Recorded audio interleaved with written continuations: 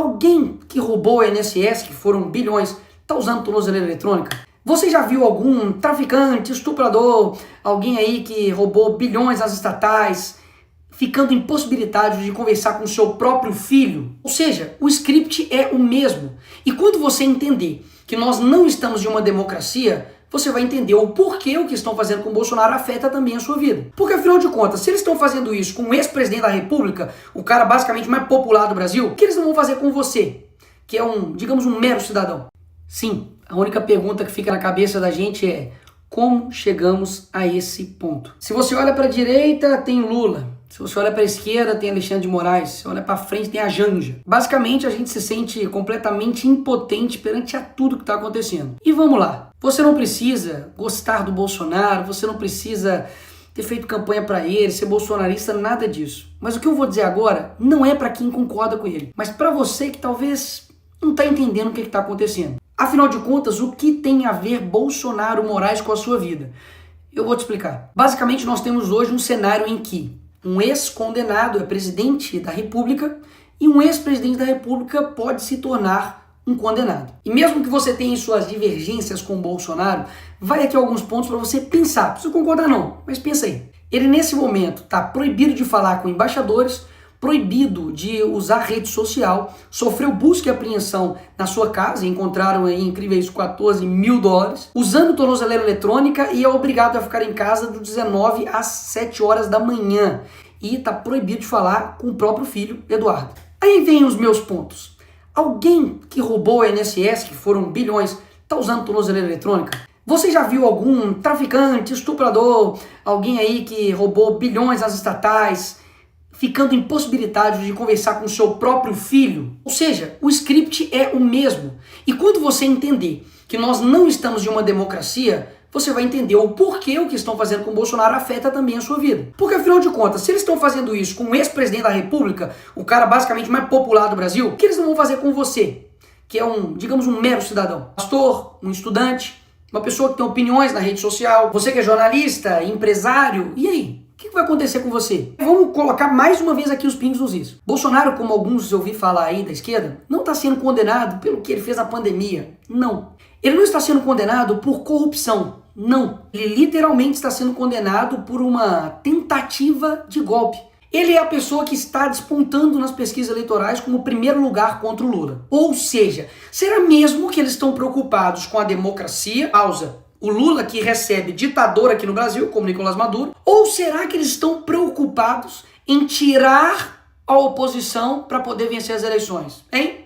O que você acha? Isso literalmente aconteceu na Venezuela e através do STF, ou seja, a Suprema Corte de lá faz exatamente o que a Suprema Corte daqui está fazendo, especificamente na figura do Alexandre de Moraes. Me parece que no Brasil não tem mais nada mais importante para poder se combater, sei lá, tipo crime organizado. Afinal de contas, Comando Vermelho, PCC e todos os outros que estão aí, estão literalmente destruindo a vida de pessoas, matando, roubando, sequestrando. Mas a preocupação principal da nossa Suprema Corte, nossa Polícia Federal, pelo visto, é uma pessoa que, enfim, tentou dar um golpe lá dos Estados Unidos, em EAD, virtual. Ainda fizeram uma manchete como se $14 mil na casa dele fosse uma coisa, assim, absurda. Ai, bicho, eu sou crente, eu não posso xingar. Mas a vontade que dá de falar, velho, vai pra... Porque nós tivemos agora, na história recente do Brasil, corruptos com malas e malas e malas de dinheiro na casa. E o que aconteceu com esses caras? É isso mesmo, nada. Pessoas que foram condenadas por 400 anos, como o Sérgio Cabral, tá agora sendo influenciador no Rio de Janeiro, gravando um videozinho. Então, peraí, você não precisa gostar do Bolsonaro, não.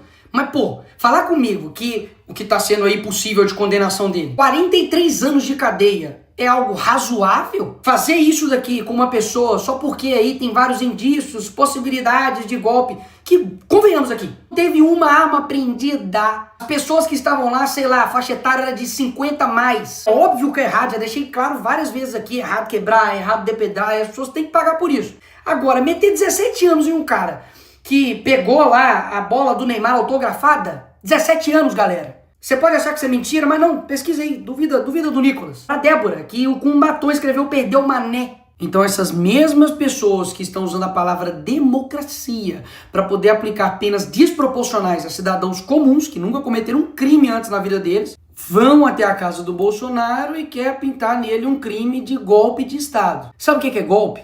Golpe é lavar dinheiro, é quebrar estatal, é desviar bilhões de reais. Isso sim é golpe. Sabe o que é golpe? É um juiz que não teve uma caramba de um voto, que não é representante de ninguém e não tem legitimidade para poder tomar as decisões, tomar todas as decisões do Brasil. Ou você não sente isso? De que tudo o Alexandre de Moraes decide. E um ponto importantíssimo, tudo isso aconteceu um dia depois do Donald Trump mandar uma carta assinada por ele em apoio ao Bolsonaro, deixando claro que as perseguições, que tudo que está acontecendo com ele é uma injustiça, é caixas bruxas e, obviamente, poxa, estão fazendo isso para poder tirar ele das eleições. E nessa parte, a esquerda me vem com, ai, e a soberania do Brasil, Nicolas, e a soberania do Brasil? Eu concordo que, óbvio, o Brasil precisa, sim, ser soberano. Mas o que soberania significa, criatura? Significa que o país possa ter autonomia sobre suas decisões. E até aí tudo bem. O Brasil tá dando um exemplo de como não ser diplomático, né? Porque não sei se você sabe,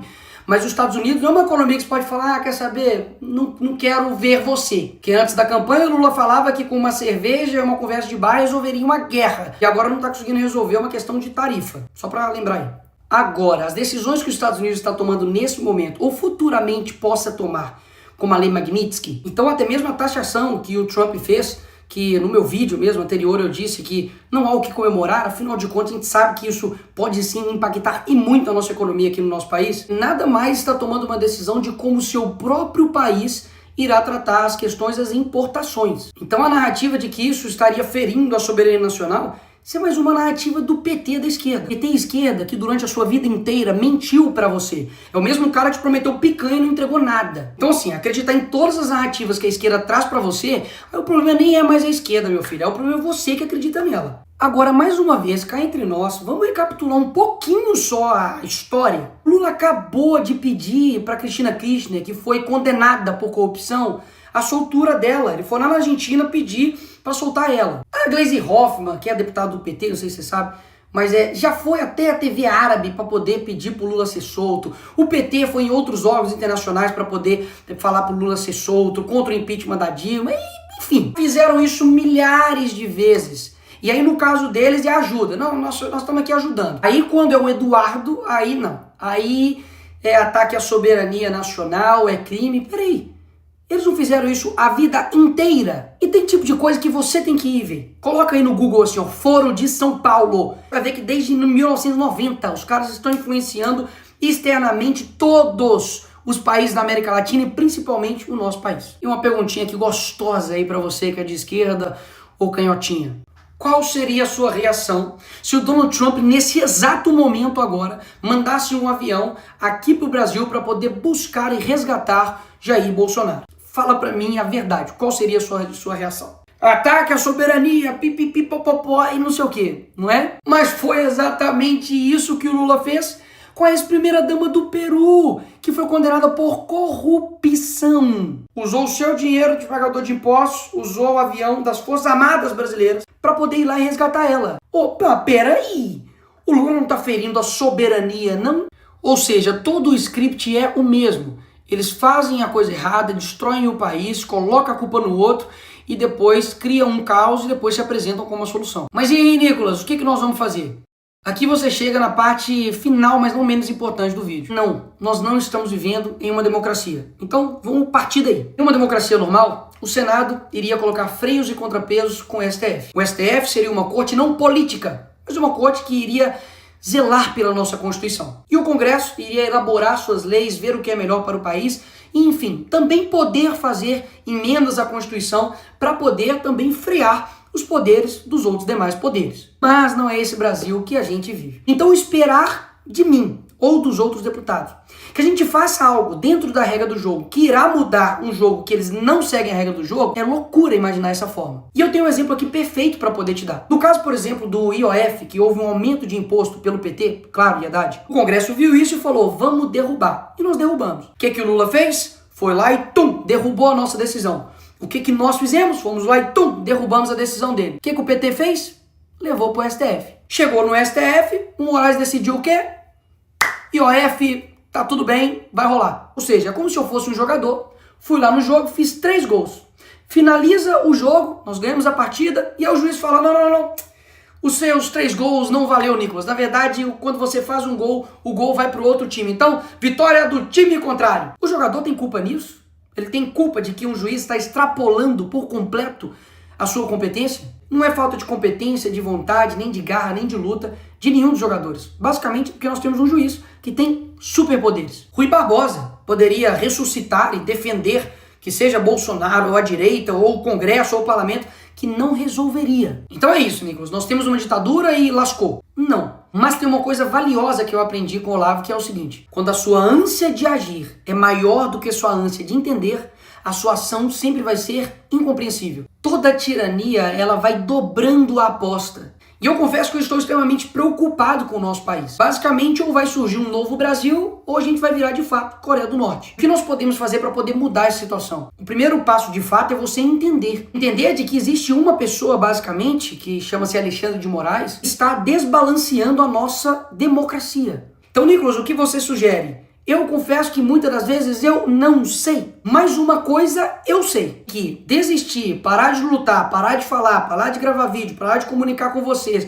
parar de falar a verdade, isso não é o caminho. Então esse é o primeiro passo, de que da mesma forma como eles não desistem, porque você tem a sensação de que tipo, eles não param nunca. Um dia isso, um dia aquilo, parece tipo assim, psicopatas no poder. Mas eles não param. E o que geralmente acontece com a gente, que poxa, somos pessoas que só querem ter um Brasil legal, cara. Só quero ter um Brasil seguro, só quero ter uma economia punjante, só quero ter empresas que funcionem, trabalhadores que sejam respeitados, pessoas que possam viver a sua vida bem, que estejam, trabalhando para o nosso país. Mas existe uma galerinha que não. Eles não querem que isso aconteça. E eu sei que esses caras não vão largar o osso, amigo, de qualquer jeito. Eles vão até o fim. Mas a gente também precisa ir até o fim. E por fim, o ponto mais importante. Eu não tenho dúvidas que Deus não está com os olhos fechados para o que está acontecendo no nosso país. Existem nesse momento agora centenas de pessoas que choram, que estão distantes da família, que estão sendo perseguidos injustamente aqui no nosso país. E muita gente fica calada, muita gente não se move,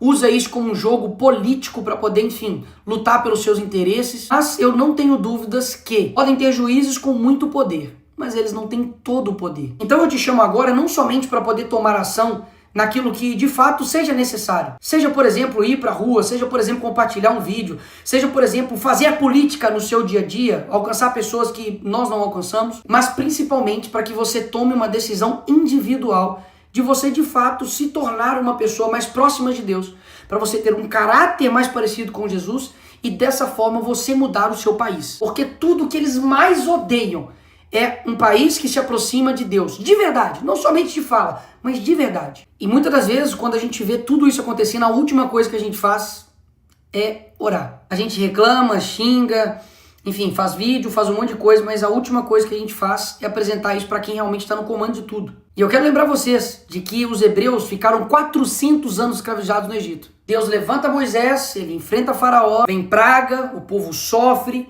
depois ele abre o Mar Vermelho e finalmente Faraó é derrotado e o povo é liberto. O que eu quero dizer com isso é que existem coisas que a gente não tem condição de saber o que vai acontecer. Coisas que de fato são improváveis e que não estão no nosso controle. Mas o nosso dever é fazer o certo sem esperar que dá certo. Para melhorar, vai ter que piorar muito ainda. Mas eu quero muito saber como é a gente vencer esse pessoal.